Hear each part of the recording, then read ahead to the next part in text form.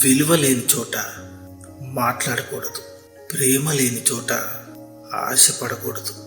అలాగే దూరం పెడుతున్న వారికి దగ్గర అవ్వకూడదు. నిర్లక్ష్యం చేసే వారి కోసం ఎదురు చూడకూడదు. భారం అనుకునే వాళ్ళతో భావాలను ఎప్పుడూ కూడా పంచుకోకూడదు. అలాగే మనకు కాని దానిపై ఆశలను పెంచుకోకూడదు. అర్థమైందనుకుంటా. మీ కష్టాన్ని ఇక్కడ ఎవరూ కూడా గుర్తించరు. అందరూ ఫలితాన్ని చూస్తారు. ఎంత తెలివిగా, అలాగే ఎంత ముందుగా గమ్యాన్ని చేరావన్నదే ముఖ్యం. ఈ రోజుల్లో మనతో ఎంతమంది ఉండాలి అన్నది మనం చెప్పే అబద్ధాల మీద ఆధారపడి ఉంటుంది. నిజాలు మాత్రమే చెప్తే మన ప్రాణ స్నేహితులు కూడా మనల్ని శత్రువులా చూస్తారు.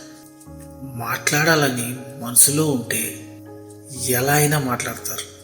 మన మీద ఇష్టం లేనప్పుడే మాటలను ఆపేస్తారు. మనుషుల్ని నమ్మి బ్రతకడం వేరు, నమ్మిస్తూ బ్రతకడం వేరు. నమ్మి బ్రతకడంలో ప్రేమ ఉంటుంది. అదే నమ్మిస్తూ బ్రతకడంలో స్వార్థం మాత్రమే ఉంటుంది. ప్రేమ అంటే కలిసి ఉండటం మాత్రమే కాదు, దూరంగా ఉన్న మనసుకి దగ్గరగా ఉండటం. కలుసుకోలేకపోయినా మనం ఇష్టపడే వాళ్ళని ప్రేమిస్తూ ఉండటం. అర్థమైందనుకుంటా.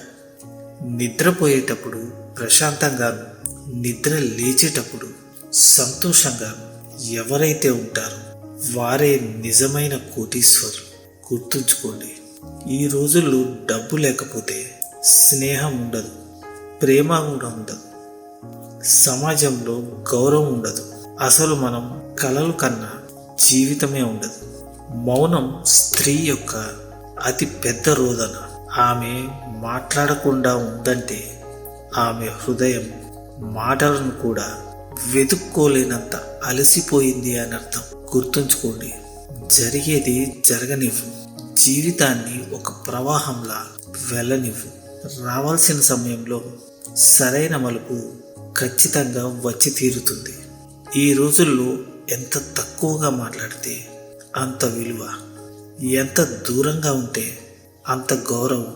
జీవితంలో గెలుపు అనేది ఊరికే రాదు. కన్నీళ్లు పెట్టుకోవాలి, కష్టాలను ఎదుర్కోవాలి, బాధలను తట్టుకోవాలి, మనసుకి గాయాలు కావాలి, గుండె మాటలకు ముక్కలవ్వాలి, బంధాలను కోల్పోవాలి, అలాగే ఎదురు దెబ్బలు తినాలి, సహనంతో మెలగాలి, అనుభవ పాఠాలు దిద్దుకోవాలి.